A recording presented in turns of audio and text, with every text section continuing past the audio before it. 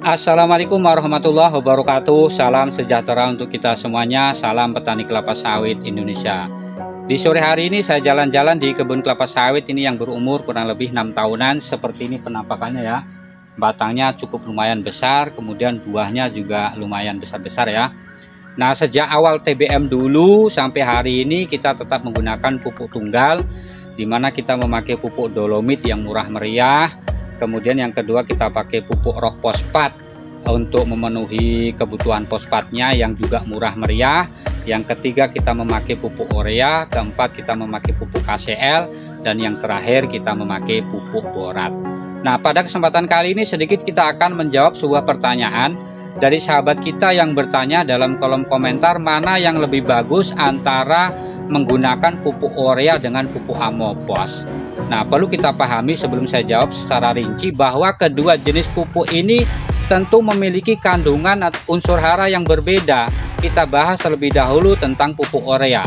Nah, pupuk urea yang hari ini sudah berganti nama menjadi pupuk Nitrea itu adalah pupuk anorganik yang hanya mengandung satu unsur hara saja, yaitu unsur hara nitrogen sebanyak kurang lebih 46%. Sementara yang kedua pupuk amopos itu kalau saya bilang adalah tergolong pupuk majemuk. Kenapa pupuk majemuk? Karena dalam satu kemasan pupuk amopos itu sudah mengandung 3 jenis unsur hara sekaligus.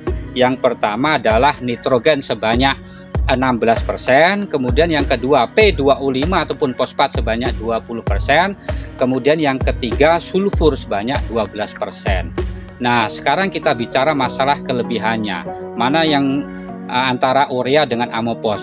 Ketika kita memberikan pupuk urea pada tanaman kelapa sawit kita, di mana urea ini ataupun nitrea ini mengandung 46%, tentu dosisnya lebih tinggi dibandingkan dengan nitrogen yang terkandung dalam pupuk amopos.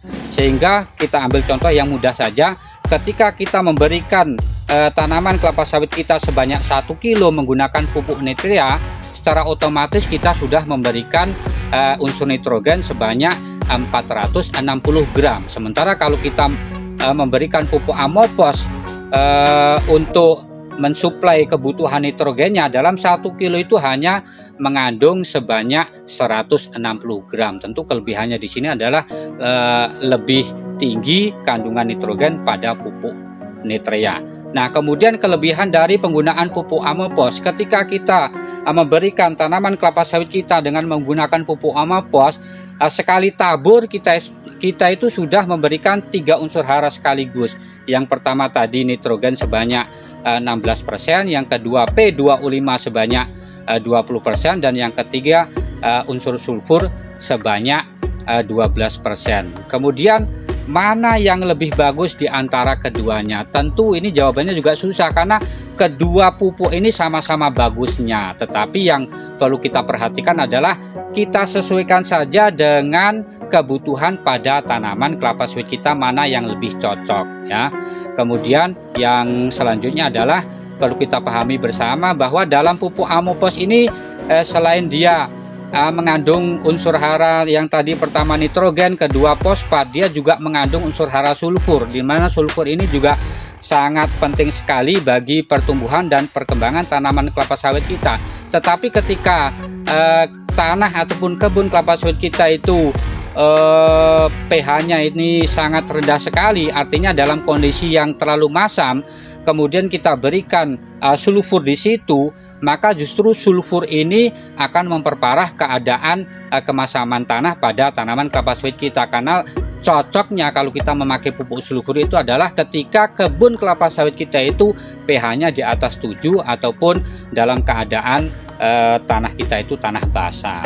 Nah, selanjutnya yang perlu juga kita pahami bahwa ketika kita menggunakan pupuk urea, nah itu kan pupuk tunggal, berarti kita tidak cukup hanya memupuk itu saja, tetapi ada beberapa jenis pupuk yang perlu kita tambahkan. Kalau kita memakai pupuk nitrea, tentu di situ magnesiumnya juga belum ada, kemudian yang kedua fosfatnya belum ada, yang ketiga kaliumnya juga belum ada, yang keempat di situ boronnya juga belum ada.